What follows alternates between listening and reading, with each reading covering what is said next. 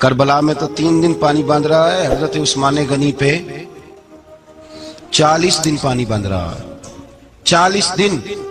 اور حضرت امام حسین کے خیموں کے گرد تو پہرا دینے کے لیے جناب عباس تھے۔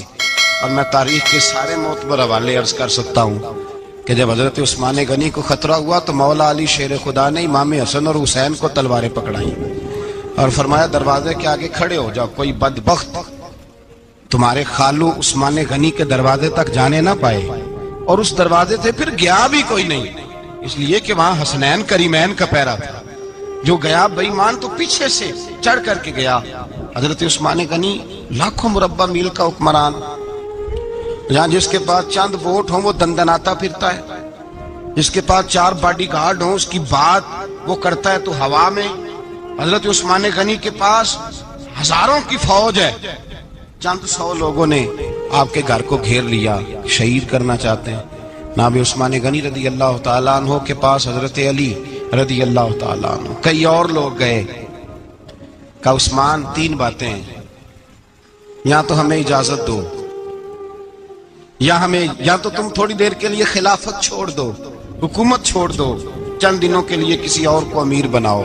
جناب عثمان کہنے لگے مجھے تو حکومتوں سے دلچسپی نہیں، لیکن میں چھوڑ نہیں سکتا، اس لیے کہ میرے مصطفیٰ کریم علیہ السلام نے مجھے فرمایا تھا عثمان اللہ تجھے قمیض پہنائے گا، لوگ اتارنا چاہیں گے پر تم اتارنا نہ۔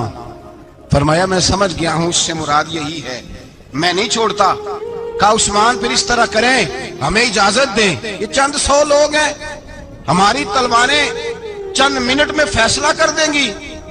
جناب عثمان غنی فرمانے لگے میں نبی پاک کا شہر اپنی وجہ سے خون میں رنگ دوں، میری وجہ سے؟ نبی پاک علیہ السلام نے فرمایا تھا ایک مینڈا ہوگا، بکرا، جس کی وجہ سے میرے مدینے کی گلیوں میں خون بہے گا، میں وہ بکرا نہیں بننا چاہتا۔ فرمایا میں نہیں چاہتا میری وجہ سے خون بہے اور حضور کے مدینے میں بدامنی ہو۔ عثمان کی جان جاتی ہے تو جائے، پر نبی پاک کے مدینے میں شور نہیں ہونا چاہیے۔ اے پائے نظر ہوش میں آ، یہ کوہ نبی ہے، آنکھوں سے بھی چلنا یہاں بے ادبی ہے۔ تو کہا عثمان پھر اس طرح کرو، کچھ دنوں کے لیے مکے چلے جاؤ۔ میری بات کی سمجھ آ رہی؟ کچھ دنوں کے لیے مکے چلے جاؤ۔ تو جناب عثمان نے داڑھی پکڑ لی، کہنے لگے دیکھ رہے ہو ساری سفید ہو گئی ہے، میں نبی پاک کا شہر چھوڑ کے نہیں جانا چاہتا، میں رسول اللہ کے مدینے میں مرنا چاہتا ہوں، میں نہیں چھوڑوں گا حضور کا شہر۔ یہ انداز ہے جناب عثمان غنی۔ بڑا ستایا گیا حضرت عثمان غنی کو، پراپوگنڈے کیے گئے، آپ کے خلاف مہم چلی، عبداللہ ابن سبا نے بڑی مہم جوئی کی آپ کے خلاف، یہودیوں نے مسلمانوں کا روپ دھار کر بڑا آپ کو ستایا، تکلیفیں دی۔ جی آپ اپنے رشتہ داروں کو بڑا دیتے ہیں، فرمایا کرتے تھے جیب سے دیتا ہوں، مال خزانہ سے نہیں دیتا۔ حضرت عثمان غنی رضی اللہ تعالیٰ عنہ کو بڑا ستایا گیا۔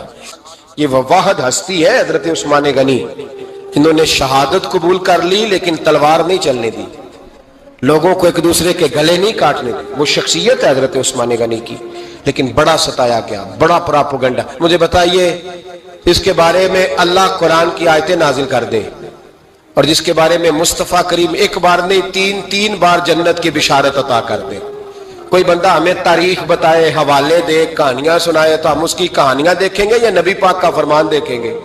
بولیں، جا کے بولیں، جا کے۔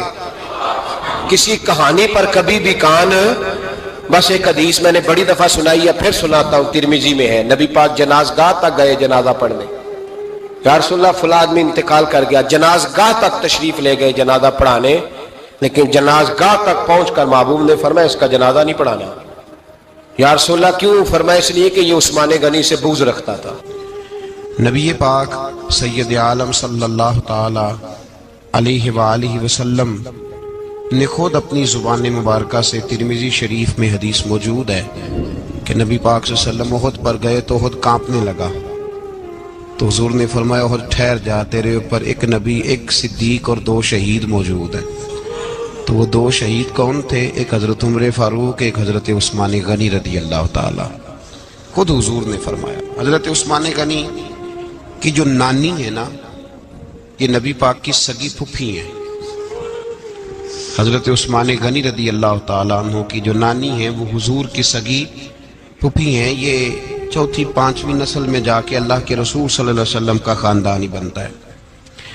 اللہ کے محبوب علیہ السلام کی 4 بیٹیاں تھیں اور چاروں کی چاروں حضرت خدیجہ الکبریٰ رضی اللہ تعالیٰ عنہ کے بطن سے پیدا ہوئی تھی. 4 بیٹیاں. حضور صلی اللہ علیہ وسلم نے پہلے اپنی بیٹی حضرت رقیہ کا نکاح حضرت عثمان غنی رضی اللہ تعالیٰ عنہ کے ساتھ فرمایا. ان کا انتقال ہو گیا تو محبوب نے دوسری صاحبزادی جناب ام کلثوم رضی اللہ تعالیٰ عنہ کا نکاح حضرت عثمان غنی کے ساتھ فرما دیا. 2 شہزادیاں، 2 بیٹیاں. یہ جو کہا جاتا ہے نا عثمان ذوالنورین، عثمان ذوالنورین کا مطلب ہے 2 نوروں والا. 2 کچھ بادشاہ قسم کے لوگ ہیں، بیٹیوں کو نور مانتے ہیں، باپ کو نہیں مانتے.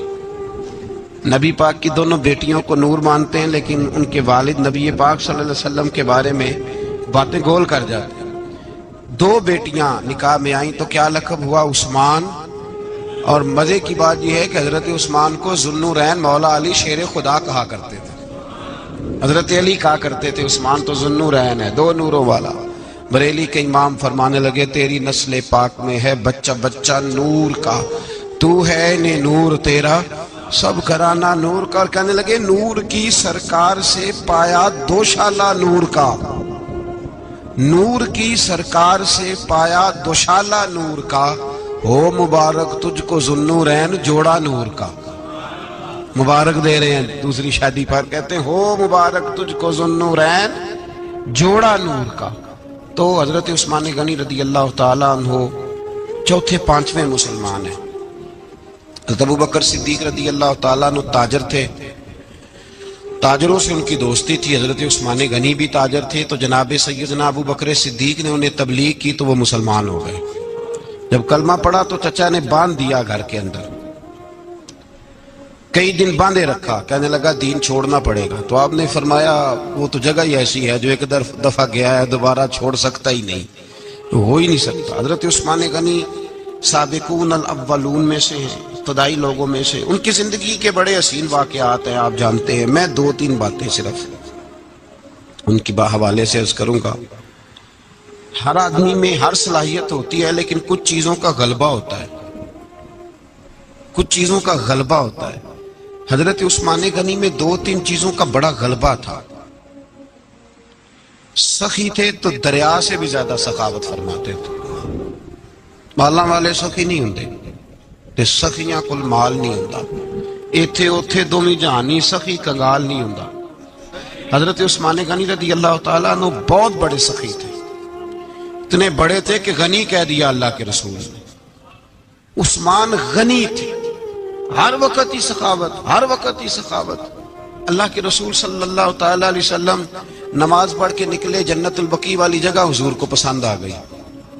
فرمایا کچھ صحابہ آتے ہیں یہاں تو انہیں سواریاں کھڑی کرنے کا مسئلہ ہے. آج کل نہیں مسئلہ ہوتا پارکنگ کا، اس زمانے میں اونٹ گھوڑے باندھنے کے لیے حویلی چاہیے تھی. تو حضور علیہ السلام آ کے بیٹھے تو فرمایا جگہ بڑی اچھی ہے، کبھی مل جائے نا تو صحابہ کو سواریاں باندھنے کے لیے اچھی رہے گی. عثمان پیچھے بیٹھے تھے، وہیں سے گردن جھکائی اور پیچھے سے نکل گئے. حضور نے فرمایا ادھر آؤ، کہاں جا رہے ہو؟ کہا یا رسول اللہ جو جگہ آپ نے کہی ہے میں دیکھنے جا رہا ہوں. تو حضرت عثمان غنی دیکھنے گئے، جب واپس پلٹے تو میرے کریم نے فرمایا عثمان دیکھ آئے ہو، دیکھ آئے ہو، دیکھ آئے ہو. عرض کی محبوبہ دیکھنی کیا تھی، تجھے پسند آئی تھی، میں خرید آیا ہوں، خرید آیا ہوں. دیکھنا آنا جانا یہ تو وہاں ہوتا ہے جہاں سودے بازی ہو. رنگے چمن پسند نہ پھولوں کی بو پسند، ہم کو ہے وہ پسند جسے آئے تو پسند. بات ختم ہو گئی، آپ کو پسند آئی تھی میں نے خرید لی.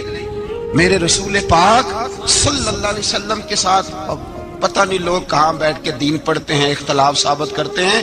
جو جگہ مصطفیٰ کو پسند آئی عثمان نے خریدی، اس جگہ پہ سیدہ فاطمہ الزہرا کا مزار بنا ہوا ہے.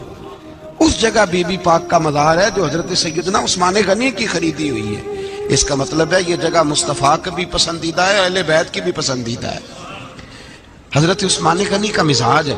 حضور اعلان کر رہے تھے، اس کا مطلب ہے چندے کا اعلان کرنا بھی نبی پاک کی سنت ہے، اس لیے ہم بھی کبھی کبھی یہ سنت ادا کر لیتے ہیں. چندے کا حضور نے اعلان کیا، जैश उसरा के लिए बहुत बड़ा लश्कर जाना था। फरमाया उठो भाई हिस्सा डालो। हजरत उस्मान ने दाएं बाएं देखा, कितने बहुत ज्यादा सिपाहियों के लिए बहुत ज्यादा सामान चाहिए, कहत का जमाना है। जनाब उस्मान उठे का या रसूलल्लाह 100 फौजियों का खर्चा, उनका घोड़ा भी दूंगा, घोड़े पर रखने के लिए या रसूलल्लाह सल्लल्लाहु अलैहि वसल्लम जो कजाबा होता है, काठी होती है, वो भी मेरी, फौजी की वर्दी भी मेरी, और जब तक वापस आएगा तब तक सारा खाने का खर्चा भी मेरा। नबी पाक सल्लल्लाहु अलैहि वसल्लम मुस्कुराए, फरमाया उस्मान अल्लाह तुझसे राजी हो। थोड़ी देर के बाद फरमाया फिर उठो भाई। दाएं बाएं देखा, कोई उठा ही नहीं। हजरत उस्मान फिर खड़े हो गए, कहा हुजूर 100 मेरा और शामिल कर ले। नबी पाक ने फिर ऐलान किया। हजरत उस्मान कहते हैं मेरे ना दिल को कुछ होता था, फिर उठे, कहा हुजूर मेरा तीसरा 100 भी शामिल कर ले। फरमाते हैं जनाब उस्मान गनी चौथी दफा मेरे मुस्तफा ने ऐलान किया तो मुझसे ना ही रहा गया। मैंने कहा महबूबा ऐलान ना करो, आप इशारा करो, उस्मान के पास जो कुछ भी है वो मोहम्मद अरबी के कदमों का ही सदका है। आप ऐलान करो, हाजिर है, अर्श है, हाजिर है। फूक फूक के देना, देख देख के देना, ये तो वहां का सौदा होता है जहां सौदेबाजी होती है। लेकिन यहाँ तो या रसूल अल्लाह जब तक बिके न थे कोई पूछता न था, ये तो तूने खरीद कर हमें अनमोल कर दिया। और मुझे वो बात बड़ी पसंद है, मैं तन्हाइयों में किताब खोल के पढ़ता हूँ, तन्हाइयों में पढ़ता हूँ मेरे रसूल पाक सल्लल्लाहु ताला अलैहि वसल्लम। और मैं जब मुझे कभी लुत्फ लेना होता है तो मैं साहिब तबकात की ये रवायत खोल के बैठ जाता हूँ जब अपना मजा लेने को दिल करे। हजरत उस्मान गनी शहजादे थे, दौलतमंद बाप के बेटे थे, रईस आजम थे। अमीरों के बच्चे नाजुक मिजाज होते हैं, मूड के मालिक होते हैं। बहुत बड़े रईस थे, पर इश्क लगा सी खेडा खेड दी नूं, तो फिर खेडा भुल गईयां। गज्जल पाया सी यार दे वेखने नूं, फिर ओदी याद विच रोंदियां ही डुल गईयां। हैदर शाह इस गली कदे न रुलदी, पर हुण ते रोल 4-5 दिन के बाद मदीने आए, सफर पे गए हुए थे। हुजूर के पीछे नमाज पढ़ी तो महबूब के चेहरे पे जरा नकाहत है, कमजोरी है। हजरत बिलाल को मिले, कहने लगो बिलाल मैं 4 दिन बाहर रहा हूं, हुजूर के चेहरे पे कमजोरी क्यों है? जनाब बिलाल कहने लगे जा घर जाके पूछ ले। कहता मैंने दरवाजे पे दस्तक दी, सैयदा आयशा सिद्दीका अंदर से बोली कौन है? मैंने कहा अम्मा जी गुलाम हूं उस्मान, मैं 4 दिन के बाद आया हूं तो चेहरे पे बड़ी कमजोरी है। फरमाते जनाब आयशा हिचकी लेके रोई, क्या हुआ? तो कहने लगी उस्मान 4 दिन हो गए कौनैन के मालिक ने रोटी कोई नहीं खाई, एक प्याला दूध का, एक खजूर। हजरत उस्मान गनी रज़ी अल्लाह ताला का, अम्मा जी आप पर्दे में नहीं चली जाती? शहजादा दौड़े गए, घर से अनाज की बोरी कंधे पे रखी, हर चीज उठाई। गुलाम कहने लगा मुझे दे दो, 20-20 नौकर हैं घर में। फरमाया नहीं ये मेरी ड्यूटी है, मैं नहीं करनी। उस्मान खुद गए, रसूल पाक के घर में झाड़ू दिया, चूल्हे में आग जलाई। हजरत आयशा कहती है मैं पर्दे के पीछे से देख रही थी, जब उस्मान फूंके मारते थे तो दाढ़ी से धुआं निकलता था। पर उस्मान जिसने पानी का प्याला भी खुद नहीं पिया था, उसने सालन पकाया, फिर रोटियां पकाई तो हाथ जले।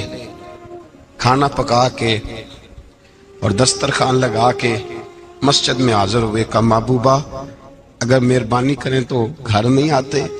हुजूर तशरीफ लाए और जब पहला लुकमा तन तंदूर हड्डां दा बालन ते असी हावां नाल तपाया, कप कप मुखियां पेड़े कीते, उत्तों इश्क पलेथन लाया, तन दी हांडी मन दा सालन, उत्तों लून सबर दा पाया। गुलाम फरीदा मैं सारी तेरी, तेनू अजे यकीन नहीं आया? का महबूब यहाँ बैठे तो सही, यहाँ बैठे तो सही। हुजूर तशरीफ फरमा हुए और पहला लुकमा जब नबी पाक ने मुंह में रखा तो उस्मान तड़प के रोए।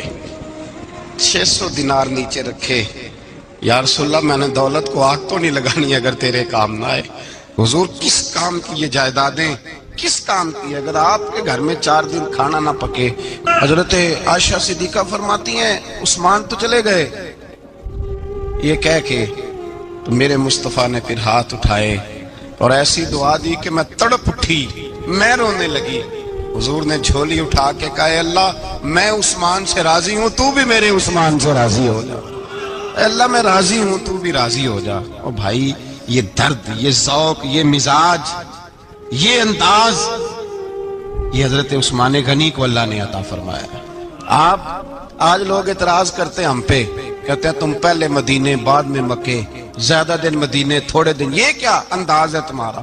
سنو حدیبیہ جس کا ذکر قرآن مجید نے کیا، ید اللہ فوق ایدیہم، پڑھو نا گھر میں جا کے قرآن مجید.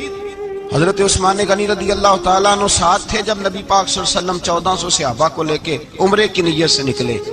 حدیبیہ کی مقام پر کافروں نے روک لیا، کہا عمرہ نہیں کرنے دیں گے. حضرت سیدنا عثمان غنی کو نبی پاک نے سفیر بنا کے بھیجا. جناب عثمان غنی کئی سالوں کے مکے سے بچھڑے تھے، سامنے کعبہ نظر آیا، احرام بندھا ہوا ہے. جب سفیر بن کے گئے تو ابو سفیان کہنے لگے عثمان ہم تیرے رسول کو تو ابھی عمرے کی اجازت نہیں دیتے، باقی لوگ تو نہیں آتے، وہ سامنے کعبہ ہے، وہ حجر اسود ہے، وہ سارا کچھ ہے، طواف کرنا ہے تو کر لو، استلام کرنا ہے تو کر لو، اگر تم نے کعبے کے اندر نماز پڑھنی ہے تو پڑھ لو، صفا مروہ کے پھیرے لگاؤ، تمہیں اجازت ہے. نبی عثمان غنی فرمانے لگے قسم ہے رسول کی زلفوں کی، جب تک میرے مصطفیٰ طواف نہیں کریں گے عثمان بھی کوئی نہیں کرے گا. عثمان بھی وہ کون سا طواف ہے جس میں طواف اور مدینے والا نہ ہو؟ وہ کون سا عمرہ ہے جس میں عمرہ ہو اور رسول پاک نہ ہو؟ وہ کون سا حج ہے جس میں حج ہو اور امام الانبیاء نہ ہو؟ بریلی کے امام بول پڑے، فرمانے لگے حاجیوں آؤ شہنشاہ کا روضہ دیکھو، کعبہ تو دیکھ چکے اب کعبے کا بھی کعبہ دیکھو. اور فرمانے لگے غور سے سن تو رضا، کعبے سے بھی آتی ہے صدا، میری آنکھوں سے میرے پیارے کا روضہ دیکھو. یہ ہمیں حضرت عثمان غنی نے سکھایا ہے عقیدہ، یہ عقیدہ حضرت عثمان غنی کا ہے. بات دور نکل جائے گی. محبت معیار ہوتی ہے، محبت روح ہوتی ہے، محبت اصل ہوتی ہے. حضرت عثمان غنی رضی اللہ تعالیٰ عنہ سے کسی شخص نے کہا کہ عثمان کوئی تبدیلی بھی آئی نبی پاک کے غلام بننے کے بعد؟ حضور کے غلام بننے کے بعد کوئی تبدیلی بھی آئی؟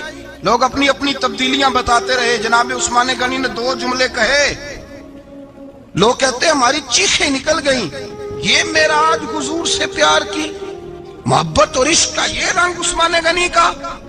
حضرت عثمان غنی کہنے لگے تم تبدیلی کی بات کرتے ہو؟ میں نے جب سے نبی پاک کے ہاتھ میں سیدھا ہاتھ دے کے بیعت کی ہے، میں نے یہ ہاتھ دوبارہ کبھی گندگی کو نہیں لگایا. اور فرمایا جب سے پہلی نظر سے جلوہ ودھوہا دیکھا ہے، میں نے اس کے بعد اپنی شرمگاہ کو بھی کبھی نہیں دیکھا، اس لیے کہ ان آنکھوں میں رسول اللہ کے جلوے رچ بس گئے. یہ معیار پیدا کیا جناب عثمان غنی نے. اور مدینہ منورہ سے جو محبت ہے نا مسلمان کی، اس کا اگر اصل رنگ دیکھنا ہو تو جناب عثمان غنی کو زندگی کو دیکھا جائے. اصل رنگ. حضرت سیدنا عثمان غنی با حیا بڑے تھے. کیا بڑے تھے؟ کچھ لوگ بے حیا ہوتے ہیں، کسی کو بھی نہیں چھوڑتے، نہ صحابہ کو، نہ اہل بیت کو، نہ کسی اور کو. عثمان با حیا بڑے تھے. کتنے؟